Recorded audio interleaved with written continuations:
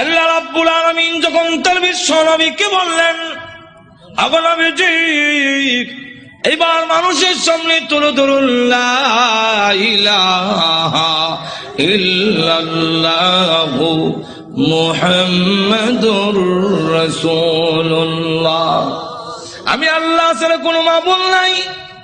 আবুল আহাব, যে আবুল আহাবকে আল্লাহ দন দিয়েছেন, যে আবুল আহাবকে আল্লাহ রাব্বুল আলামিন মাল দিয়েছেন, সেই আবুল আহাব দুনো হাতে পাথর নিয়ে আল্লাহ নবীর সামনে এসে বলেন, ওগো মুহাম্মদ, আপনার আল্লাহ টাল্লাহর কথা আমরা মানি না। জোরে কোন নাউযুবিল্লাহ। আপনার আল্লাহ টাল্লাহর কথা মানি না আমরা আল্লাহর কথা। এই কথা বলে নবীজি যখন পাথর মারতে গেল, আল্লাহ রাব্বুল আলামিন তখন ডাক দিয়ে বলেন, ওগো নবীজি, আপনার বিরুদ্ধে আসে নাই, বরং আমি আল্লাহর বিরুদ্ধে এসেছে। অত বড় নিমক কালাম আল্লাহ তার নবীর পক্ষ থেকে জবাব দিয়ে দিলেন। আর যখন আবু লাহাব বলল, তাব্বান লাকা আলিহাযা জামাতানা, তুমি ধ্বংস হও, এই কারণে কি তুমি আমাদেরকে এখানে একত্রিত করেছিলে? আল্লাহ তার জবাবে বলেন, তাব্বাত ইয়াদা আবি লাহাব, আবু লাহাবের দুনো হাত ধ্বংস হোক। একটু জোরে কর না। যেই মাত্র এই আয়াত নাযিল হয়েছে, আবু লাহাবের দুনো হাত ধ্বংস এবং ওয়াতাব্বা ধ্বংস হয়ে গিয়েছে। মা আগনা আনহু মালুহু ওয়া মা কাসাবা, আবু লাহাবের মাল আওলাদ একটাও কাজে আসে নাই, কাজে আসবেও না।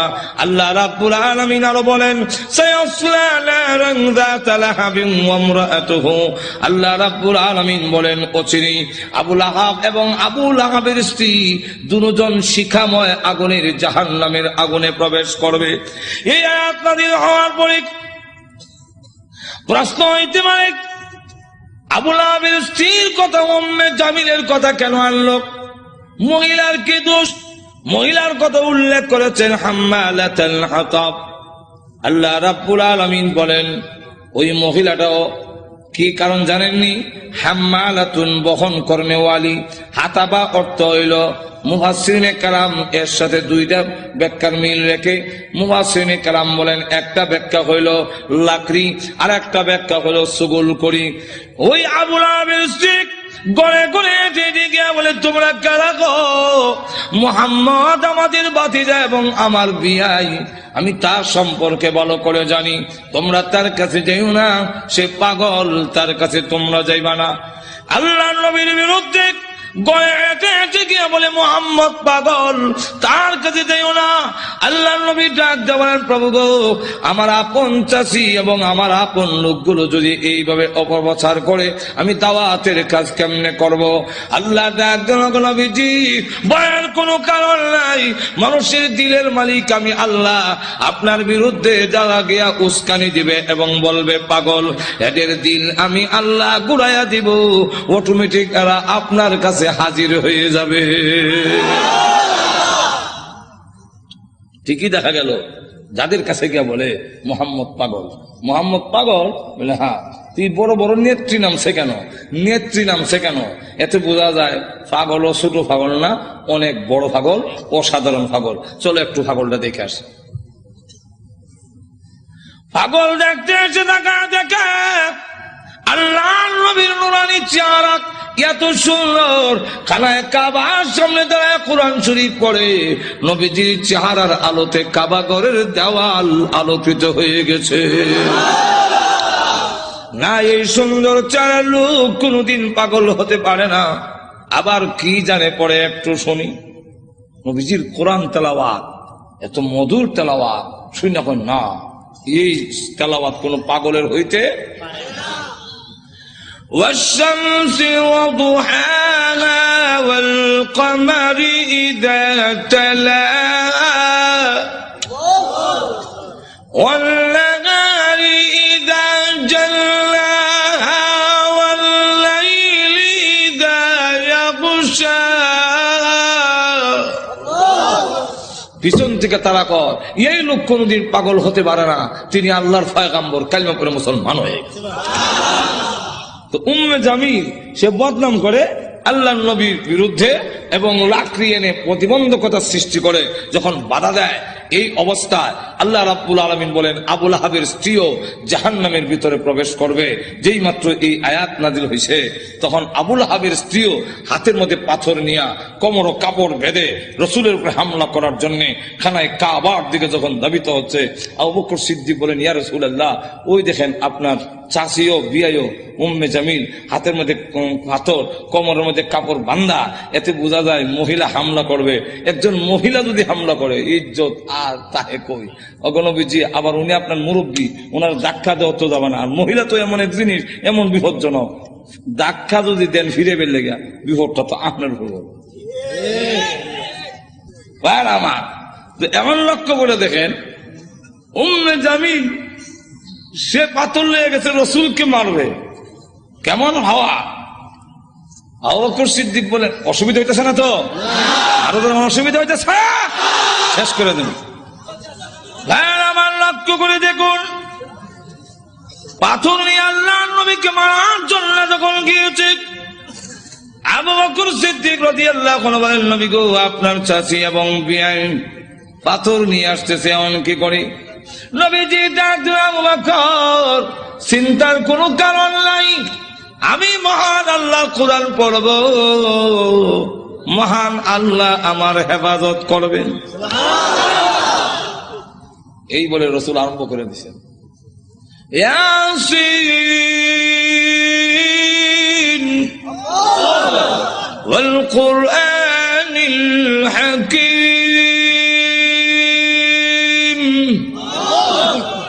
উম্মে জামিল কাছে গিয়া কয়, এ আবু বকর, একা একা বসে রইছ, তোমার সাথী মোহাম্মদ কই আজকে? আবু বকর সিদ্দিক রাদিয়াল্লাহু আনহু বলেন, আমি দেখি আমার পাশে বইয়া কোরআন শরীফ পড়তেছে, নবী দেখতেছি আর কানে শুনতেছি। মহিলা জিগায় মোহাম্মদ কৌ, তা তো বোঝা যায় দেখে না, দেখে না যেমন আমি কইলাম কি।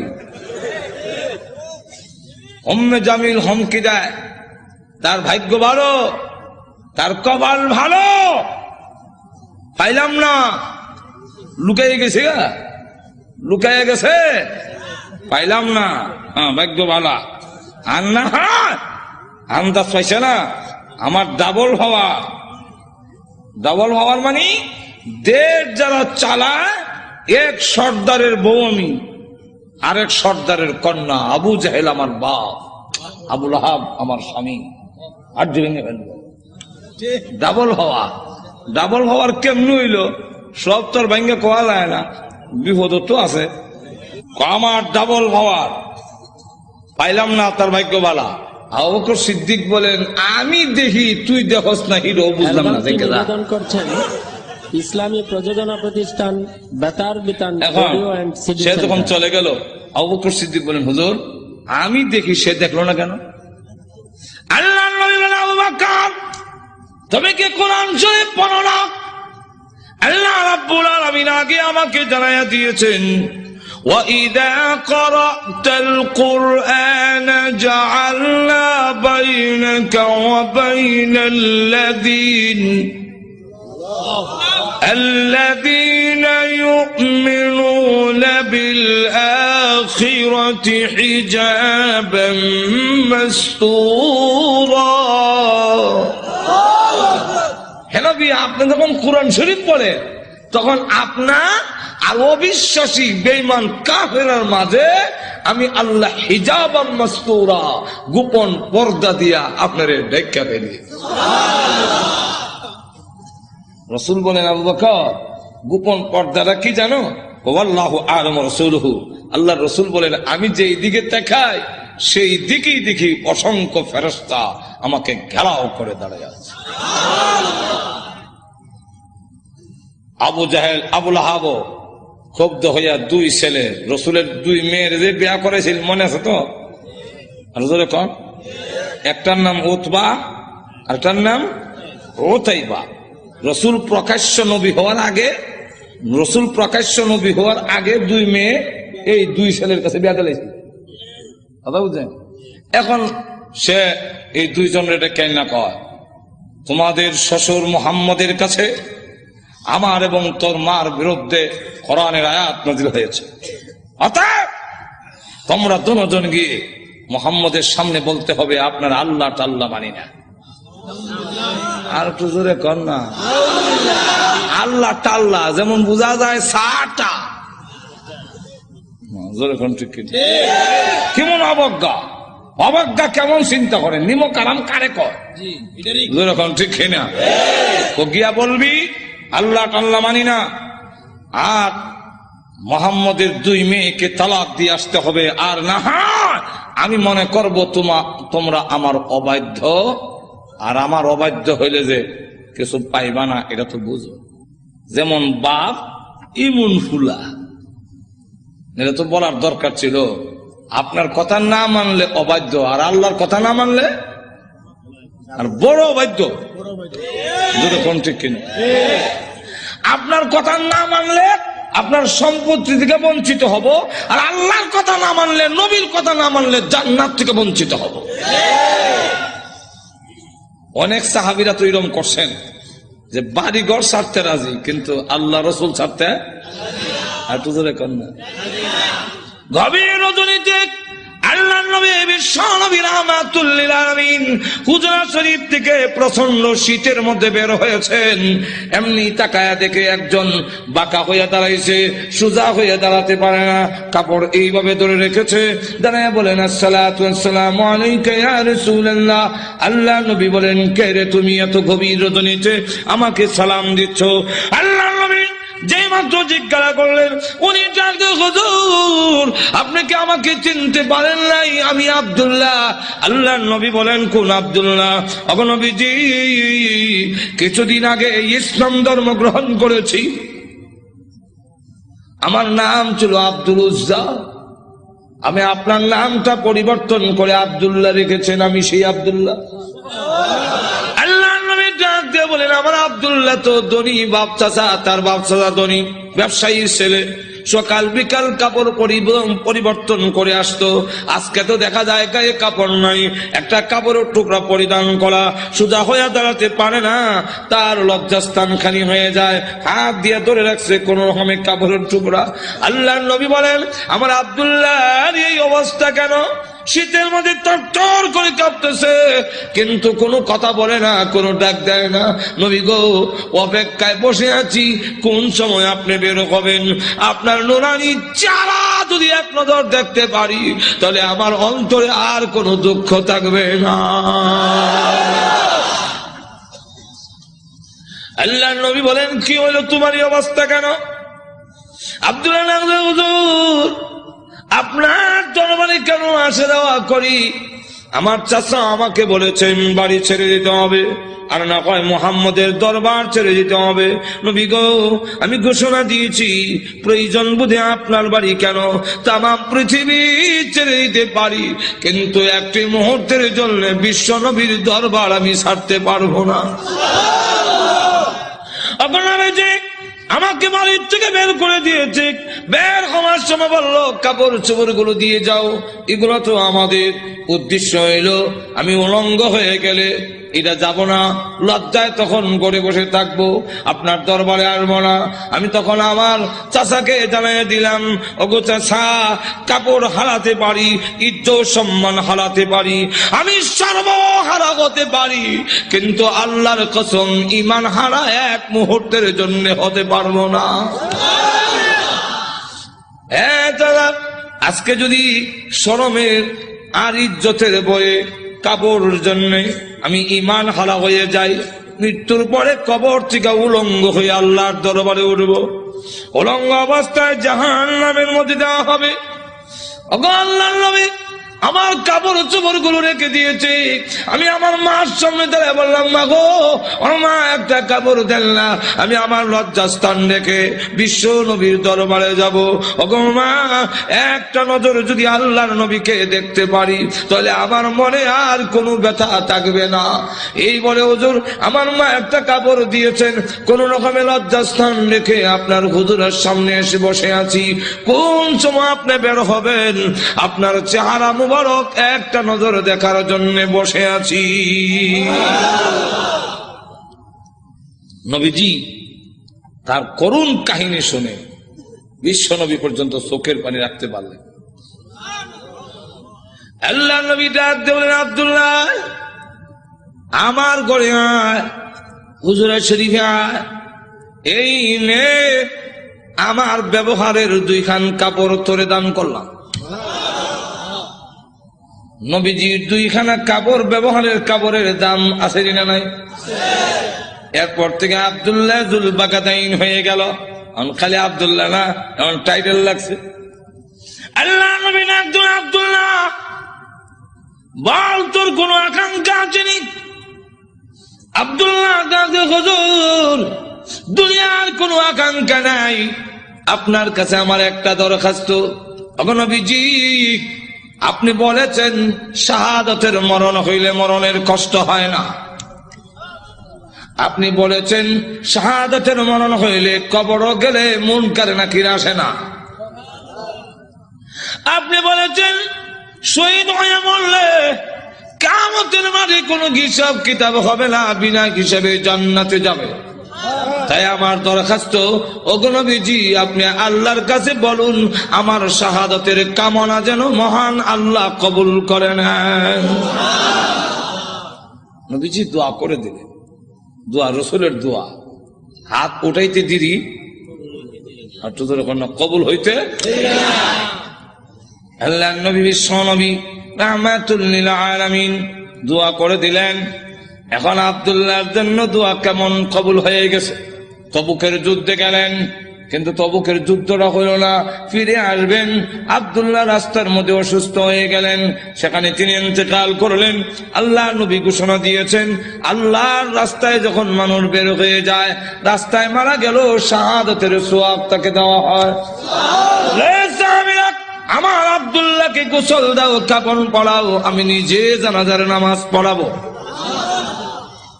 নবীজি নিজে জানাজার নামাজ পড়াইয়া লাশ যখন কবরের দিকে নিয়ে যায়, নবীজি পিছনে পিছনে যায়। কবরের পার গেলে পড়ে ডাক দিয়ে বলে, সাহাবীরা রে, কেউ কবরে নামবে না, আমি তার কবরে নামবো। নবীজি আব্দুল্লাহ রাদিয়াল্লাহু আনহুর কবরে নামে 2 কান হাত উপর দিকে বলে দিয়ে বলেন, রে আব্দুল্লাহ, সাহাবীরা দে লাশটা আমার হাতে দে। একটু জোরে কর না, দে আমার আব্দুল্লাহর লাশ আমার কোলে ছেড়ে দে। নবীজির কোলে ছেড়ে দিলে নবীজি এইভাবে লাশটা উপর দিকে উঠাইয়া আকাশের দিকে তাকাইয়া বলে, আল্লাহ আমি আব্দুল্লাহর প্রতি খুশি, তুমিও খুশি হয়ে যাও। আল্লাহ এখন আব্দুল্লাহর লাশটাকে আমার কোল থেকে তোমার রহমতের কোলে আমি স্থানান্তর করতে চাই। এই কথা শুনে সাহাবীরা গইরে কবর পার কান্না শুরু করেছেন। বিশেষ করে সাদ ইবনে আবি ওয়াক্কাস রাদিয়াল্লাহু আনহু ডাক দিয়ে বলে, মাটিতে গড়িয়ে কান্দে আর বলে, আব্দুল্লাহ রে, এই লাশটা তোর না হইয়া আমার যদি হতো রে, আমার ভাগ্য কত ভালো ছিল রে আব্দুল্লাহ। এই লাশ তোর না হইয়া আমার যদি হতো, যেখানে আল্লাহর নবী বলতেছেন আল্লাহ আমি খুশি, মেহেরবানি করে তুমিও আমার আব্দুল্লাহর প্রতি খুশি হয়ে যাও। আমার লক্ষ্য করে দেখুন, এইভাবে অনেক ঘটনা সারা রাত বললেও তো শেষ হবে না। এইভাবে বাড়ি ঘর ছেড়ে দিয়েছেন আল্লাহর দিনের জন্য, ইসলামের জন্য, আল্লাহ নবীর জন্য। কিন্তু আবু লাহাবের ছেলে যেমন বাবা তেমন ছেলে উতবা আল্লাহ নবীর সামনে গিয়ে বলে, ওগো মুহাম্মদ, আপনার আল্লাহ টাল্লাহ এগুলো আমরা মানি না। আর তো জোরে কর না। আর নবীজির সামনে দাঁড়ায় বলে, আপনার 2 মেয়েকে তালাক দিলাম। নবীজির তাফসীরে মাযহারিতে লেখে, আল্লাহ নবীর উপরে হামলা করে টান দিয়ে জামা ছেড়ে ফেলেছে। নবীজি চোখের পানি ছেড়ে দিয়ে কাঁদলে, হ্যাঁ প্রভু, আমার জামা ছিঁড়েছে এই জন্য আমি ব্যথা পাইনি। আমি কত আঘাত খাইলাম তোমার দ্বীনের জন্য, তোমার জন্য, তোমার দ্বীনের জন্য যদি আমি কষ্ট পাই, আমার তেমন কষ্ট লাগে না। ও প্রভু, আমার মেয়েকে তালাক দিয়েছে, এই জন্য দুঃখ লাগে নাই, দুঃখ লেগেছে। আমার সামনে যদি তোমাকে কেউ অবজ্ঞা করে, তোমাকে অপমান করে, আমি রাসূল কখনো বরদাস্ত করতে পারি না। ভাইরা আমার, বাস্তবিকই যাদের ভিতরে ঈমান আছে, ঈমানদার কখনো দুনিয়ার সকল কিছু বরদাস্ত করতে পারে, কিন্তু আল্লাহ নবীকে অপমান করবে এই পৃথিবীর কোন মুমিন কখনো বরদাস্ত করবে না। এর নামই হলো ঈমান। জোরে কোন ঠিক কিনা?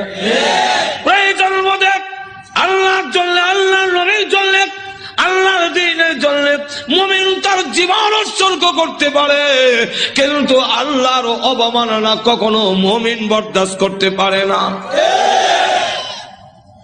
আমার আল্লাহর নবী, আল্লাহর মহব্বত নবীর অন্তরে বেশি না কম? আর তো দূরে কর না, সকলের চেয়ে বেশি না কম? নবীজি কান্দেন আর বলেন, প্রভু গো, আমার সামনে কেমনে কয় তুমি আল্লাহ টাল্লাহ, এত বড় নিমক কারাম আল্লাহ আমি কেমনে বরদাস্ত করি? আল্লাহ ডাক দেওয়ার, নবী গো, আমি বানাইছি নিজের সন্তান যদি নিজের দারিদ্র্যের টান মারে দুঃখ লাগে না? না লাগে? নিজের সন্তান যদি কিল মারে খাবলায় কষ্ট লাগে না? আপনার কষ্ট লাগে না, কিন্তু দেখবেন আপনার মা এই জিনিসটা বরদাস্ত করবে না। আপনার ছেলে আপনাকে যদি দারিদ্র্যের টান মারে আপনার কিন্তু কষ্ট লাগে না? আপনার যদি খাবলা মারে আপনার কষ্ট লাগে না?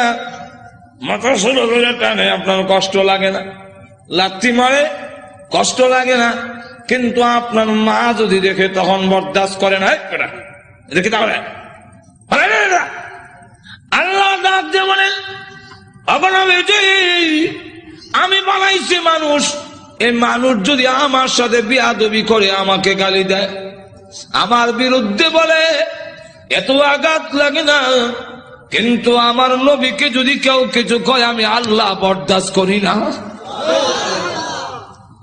আমার নবীর বিয়াদব আমি আল্লাহ ছাড় দেই না। আমার নবীর গায়ে আঘাত করলে আমার কষ্ট লাগে। সে পাথর নিয়ে আপনাকে মারতে এসেছে, এই জন্য আমি আল্লাহ আয়াত নাযিল করে জানায়া দিলাম। নবীজি এখন বদদুয়া করেন, আল্লাহ তোমার কুকুর সমূহ থেকে একটা কুকুরের উপরে মুসাল্লাত করে দাও, চড়াইয়া দাও। আল্লাহ আবু লাহাবের ছেলে উতবার উপরে তুমি কুত্তা লাগাইয়া দাও। আল্লাহ নবীর দোয়া হোক বদদুয়া হোক, জবান থেকে বের হতে দেরি হয়, আল্লাহর দরবারে তা কবুল হইতে একটা মিনিট দেরি হয় না। আর না হয় উমর যেখানে তরবারি নিয়ে গেলেন নবীকে মারার জন্য, ঘুরে গেল আর একদিকে, ঘরের কাছে গিয়ে শুনে, সামনে গিয়ে শুনলো যে তোমার বোনের জামাই মুসলমান হয়ে গেছে। সেখানে গিয়ে যখন ঘরের সামনে দাঁড়াইছে, শুনে ঘরের ভিতর থেকে কোরআনের আওয়াজ আসে। হ্যাঁ, কিসের আওয়াজ? আস্তে আস্তে পড়তেছে, আউযু বিল্লাহি মিনাশ শাইতানির রাজীম। উমরকে কি পড়ে কলজা দিছিল না। বিসমিল্লাহির রহমানির রহিম।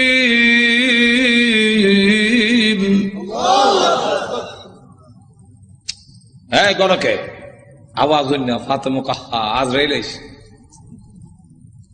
দরজা খুলছে। আর ফরায় যে হযরত খাব্বাব রাদিয়াল্লাহু, তিনি দরজার আড়ে লুকাইয়া গেছে, আল্লাহ লা ইলাহা ইল্লাল্লাহ সুবহানাকা ইন্নী। বোন এবং বোনের জামাইরে তো একবারে মারবে না, উমর তো আমারও দুই টুকরা করলো, তরবারি আতই আছে। দরজার আড়ে লুকাইয়া খালি খতমে ইউনূস পড়ে। উমর ঢুকা তার বোন রে দিল এক থাপ্পড়, বোনের জামাইরে থাপ্পড় খাইয়া উল্টে গিয়ে বসছে। বোন বাধা দিয়ে, আমার স্বামীরে মারো কেন? দিলাম তোরা একটা। বোন যখন থাপ্পড় খাইছে, কানের পর্দা ফেটে গেছে। বোন তখন কয়, শোনো, তুমি যেমন খাত্তাবের ছেলে, আমিও খাত্তাবের মেয়ে। তুমি জানো না ঈমান এমন এক জিনিস, এটার মধ্যে যত চাপ দেওয়া যায় অত এটার স্পিরিট। ইমানদার এমন এক জিনিস, এটার যত গুতা দিব অত ভালো উঠবো। গুতা দিত না, ঘুমাইতাম। চিড়িয়াখানা গেছে, দেখে চিড়িয়াখানা এক বেটা গিয়া দেখে ফিঞ্জিরের ভিতরে রড দিয়া বাঘ তো আটকাইতেছে, দেখছেন না? তো চিড়িয়াখানার খানা এটা তো আর উন্মুক্ত না, সে যেভাবে মুক্ত গরু ধরে খাইতো এভাবে তো আর খাইতে পারে না, সামান্য খাওয়ান ভাই সরু রয়েছে। ধর্ষণার্থী একজন দেখেন না, এক লোকটা কয় এটা শুনছি বাঘ, এটা দিয়ে ছাগল। বাঘে না মানুষ দেখলে তর্জন গর্জন করে, এটা দিয়ে কিচ্ছু কয় না। তো দিছে সাথী দেখ গুতা নিবেদন করছেন খাওয়ান ঠিক ভাই হয় না, প্রতিষ্ঠান তোমার এখানে গুড়া কিমরে কামড়া সিটি সেন্টার। তোমার গুতা দেশ করে জানাস না, ভাত গুতা দিলে ভালো উঠবো, যেমন গুতা দিছে এমনি কয় হাত হাত করে দেন খালিছে, জুতা মুজা হাতে ফালাই একটা দিচ্ছেন তো যেরকম ঠিক কিনা।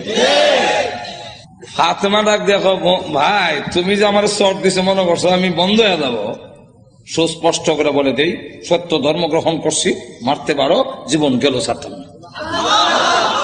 এখন কয় এই এটা নিয়ম, মানুষ যখন দিনের উপরে ইসলামের উপরে অটল অচল থাকে তখন তারা আল্লাহ সাহায্য আসে, আর যারা নির্যাতন করে হেরার দিলের মধ্যে আল্লাহ ডর ঢুকাইয়া দেয়। উমর কয় ইয়া তো মারলাম তো সামলাইতাম পারি না, কি পড়ছি রে দেখো না, তোমাকে দেওয়া যাবে না। কেন? এটা কোরআনের অংশ। ইন্নাহু লাকুরআনুন কারীম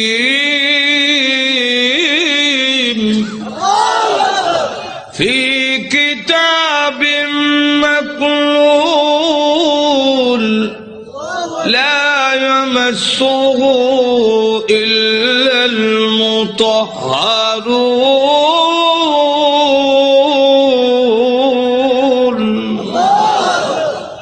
সম্মানিত কোরআন লোহে মাহফুজে সংরক্ষিত, এটা স্পর্শ করা যায় না অপবিত্র অবস্থায়।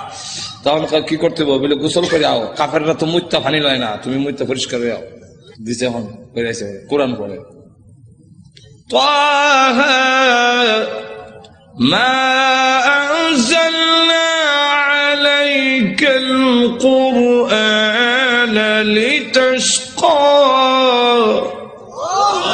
করতে করতে ওই আয়াত পর্যন্ত গেছে, ইন্নানি আনাল্লাহু লা ইলাহা ইল্লা আনা ফা'বুদনি।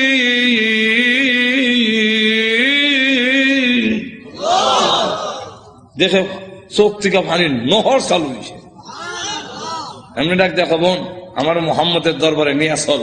তো পর্দার আড়ালে যিনি লুকাই আছিল দরজার আড়ালে, মনে আছে তো? ঘটনা কোনটা আমার উদ্দেশ্য না, ঘটনা হলে তো এইটার মধ্যে 1 ঘন্টা দেবো। ঘটনা হওয়া উদ্দেশ্য না, উদ্দেশ্যটা হইল ওই কথাটা বুঝে পেলে গা দরজার আড়াল থেকে এমনি কয় আর লুকাই থেকে লাভ নাই। তখন বুঝে লাগছে উমর মারত না। তো সংবাদটা আমি আগে দিলাই, কারো সুসংবাদ আগে দিতে একটা মনের মধ্যে একটা আনন্দ পাওয়া যায়, তো আমি আগে দিলাই। এমনি দরজার বাইরে থেকে আড়াল থেকে বেরিয়ে কয় হ্যাঁ মা, তাদেরকে কোরআন শরীফ আমি পড়াইছি। আচ্ছা, তো আপনাকে সুসংবাদটা দেওয়ার জন্য বেরিয়েছে, কেন লুকাই আসলাম? কি সুসংবাদ? দারুল আরকাম গোপন ঘাঁটি, যেখানে দিন প্রচার করা হয় লুকাই লুকাই এখান থেকে, যার নাম ছিল দারুল আরকাম। এই দারুল আরকামে গত রাত্রে আমি বিশ্ব নবীকে দোয়া করতে শুনছি। আল্লাহ রসুল বলছেন আল্লাহুম্মা আইজ্জিল ইসলামা বি আহাদিল উমরাইন। আল্লাহ 2টা উমর থেকে একটা উমর ইসলামের ভিতরে এনে ইসলামের শক্তিশালী করে দাও। একটা হলো উমর ইবনুল খাত্তাব, আর একটা হলো উমর ইবনে হিশাম, যার টাইটেল হলো আবু জেহেল। আগে আসলে আবুল হেকম, এর নাম উমর, আর এই আমিরুল মুমিনিন উনার নামও উমর। আল্লাহ রসুল বলেন এই 2টা উমর থেকে একটা উমর আমারে দাও। আল্লাহ রাব্বুল আলামিন মনে হয় গত রাত্রের রসুলের দোয়াটা তোমার বেলায় কবুল হয়ে গেছে। কথাটা বুঝলেন? তো রসুল দোয়া করতে দেরি হয়, বদদোয়া হোক এরকম। তো এই অবস্থায় দোয়া যখন বদদোয়া হোক আর দোয়া হোক কবুল হয়ে যায়, রসুল যখন কইয়া দিলেন কুকুর সমূহ থেকে একটা কুকুর সরাইয়া দাও, এখন দেখেন কি হয়। আবু লাহাবের ছেলে উতবা, সে সিরিয়ার থেকে ব্যবসায়ী কাফেলা নিয়ে আসতেছে, রাস্তার এক জায়গার মধ্যে বিশ্রামের জন্য তাদের গমের বস্তা খেজুরের বস্তা তৈছে, এমনি দেখে পাহাড়ের টিলার মধ্যে একটা ভাগ বৈশা খালি মাথা ঘুরাইয়া আবু লাহাবের ছেলে উতবারে ভালো করে দেখে, যেমন বোঝা যায় গোয়েন্দা অফিসার আসামি দেখতেছে। এমনি সে ডাক দিয়া কয়, ও আমার সাথীরা, বাঘ যেইভাবে আমার দিকে চায় এতে বোঝা যায় মুহাম্মদের বদদুয়া কবুল হয়ে গেছে। তো রসুল তো বলছিলেন কুকুর, এখন তো বাঘ, উল্টা দি না, উল্টা না, রসুল কুকুর দিয়া বাঘই বুঝাইছেন, হেরাও বুঝছে। এর কারণ রসুল বাঘ কইয়া কুকুর কইয়া কুত্তা বুঝাইলেন কেমনে? কুকুর মানে বাঘ, বাঘ মানে কুকুর, দুইটার একটা মিল আছে। কি মিল? চতুষ্পদ জানোয়ারের মধ্যে কুত্তা হাও আলগি দিয়া হিসাব করে, আর বাঘও হাও আলগি দিয়া হিসাব করে। তাহলে মুতায় মুতায় দুইটার একটা মিল আছে। হাইওয়াতুল হাইওয়ান নামক কিতাবের মধ্যে এই ইয়েটা দিচ্ছেন, কথা বুঝছেন? এখন আসুন, তাহলে দেখা গেল এই অবস্থায় সকলে আপনি আমাদের ছেলে, সর্দারের ছেলে, আপনার সিকিউরিটির ব্যবস্থা আমরা করবো। আপনি ভয় পাচ্ছেন কেন? সিকিউরিটি তারা করবো। সিকিউরিটি কত সিকিউরিটি বন্ধুক লইয়া খারাপ হিসেবে যায়, লোক নাই, মানুষ নাই, গেল এরকম বহুত ঘটনা। আঠুজোর এখন না, গজব আসবার হইলে ফিরাইতে পারে না। এখন দেখা গেল সিকিউরিটি দিব, তখন তারা সব গমের বস্তা বুঝলেননি আর খেজুরের বস্তা একখানে একত্রিত করে একটা উঁচা পাহাড়ের টিলার মতো মানে সেখানে জায়গা করে দিয়ে বলেন, আপনি সেখানে ঘুমান, আমরা নিচে ঘুমাবো। বাঘের নিয়ম হইল আগে যারে পায় তারে খায়, তা আমাদেরকে খেয়ে না মেরে খাবে, এর আগে তো না। ঘুমান মানুষ সব ঘুমাইছে, হ্যাঁ নাক ডাকা। যখন নাক ডাকা আরম্ভ হয়েছে, বাঘে কয় আমার যাওয়ার টাইম হয়েছে। আল্লাহ যাইবার আগে গন্ধটা তোর নাক ফিট করে দে, এই গন্ধে যারে পাবি তারে ধরবি, উল্টা পাল্টা ধরিস না। বাঘ গিয়া যতটুকু ঘুমাইছে সবটিকে চেক করে, কারণ প্রত্যেকের শরীরে আলাদা একটা ছোট সময় বাইসা যখন কোথায় গেঞ্জি রানবে, আমার গেঞ্জি রানিচ্ছেন, তখন কোন গেঞ্জি আব্বার কোনটা বাইসা বুঝতাম কেমন, আর নিলে থাপ্পর খাম উল্টা হল্টা নিলে তো নাকও লাগাইতাম, নাকও লাগাই বুঝতাম এটা আব্বার গেঞ্জি, এটা বাইসার গেঞ্জি, গন্ধের শরীরে একটা গন্ধ আছে না। তো বাঘে গিয়ে সবটিকে চেক করে গন্ধ তো মিলে না, আমার আসামি কো মাথা ঘুরাই দেখে বস্তার ঘুরে একটা ঘুমায় নাকটা খাইতেছে। তাহলে এটা দেখে বেরি লাভ দিয়া বস্তার উপর উঠছে, ওইটা নাক লাগাইতে পারে, এই যে আমার আসামি বলা হচ্ছে। নিচে নিয়া মাথা এখানে, পা এখানে, হাত এখানে, নারী বুড়ি এখানে, আলাদা আলাদা করিয়া মাছের ভাগার মতো ছড়াইয়া বাঘ আবার গিয়া টিলাত বৈশা পলক দৃষ্টিতে তাকে রয়েছে। এরা ঘুম থেকে উঠতে যখন চিৎকার দিবে, আমি আনন্দ করব, আল্লাহ এবং নবীর দুশ্মন রে আমি খতম করেছি। এরা ঘুম থেকে সিকিউরিটি দিও, সিকিউরিটি আমাদের শেষ করে ফেলেছে, আমি করছি। আল্লাহ তখন আয়াত নাযিল করলেন, এই হলো শানে নজরুল, আয়াত নাযিল করে বলে কুতিলাল ইনসানু মা আকফারহু,